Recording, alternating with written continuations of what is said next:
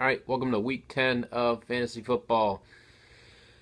We're in the exciting time of the year. We got 4 weeks left until the playoffs. And did a little new thing for this week. I looked at how many wins each person has to overcome to get to the playoffs. So, meaning, I went and looked at my next four opponents and I added up their win totals, and that gave me a number. So, for example, the person who has the most wins they have to overcome is Ben Baker. You got to face 21 wins. Then me at 20.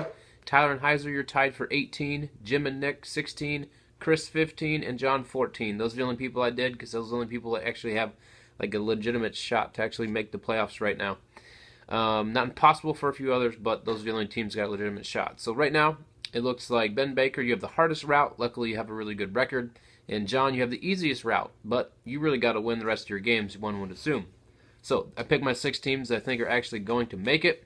I have Nick, Ben Baker, Chris, Jim, Tyler, and Heiser. I think you are the ones that will come through and make the playoffs. That's leaving me and John out. Let's get to the stud from last week. I picked myself. This is why. I had one player, hear me, one player who actually started for me that I did not find on the waiver wire. All the rest were waiver wire pickups, and that was a pretty lucky win by me. I agree. And my duds were Drew. Come on. You didn't even field a whole team, man. And your score was embarrassing. And then second is Tyler. You lost against a 2-win team. Are you kidding me? You're trying to make the playoffs right now, and you're going to lose against a 2-win team? I mean, I did call it, but you still shouldn't have done it. All right, here's the teams I'm up on for this week. Again, same two, Ben Baker and Nick. I think you two look like the strongest two, so I'm just going to keep rolling with you because you keep proving me right. Teams I'm down on, there's 3 of us, me, John, and Heiser. Even though Heiser, I think you're going to make the playoffs, those are the 3 teams that I am down on right now. So let's get into this week's matchups. I have John over me. Against most other teams right now, I would pick both of us to lose. So thankfully, I guess we play each other. I'm not excited about Bell, Ginn, or Amendola, but that goes against West, Vereen, and Benjamin for me. Whoever does better of those 3 on 3, I think is going to win, but I give the nod to you. I have Chris over Ben. I think Hearns is going to have a good day against Baltimore, and I do not trust Cutler this week. I hate him, and this week I hate him.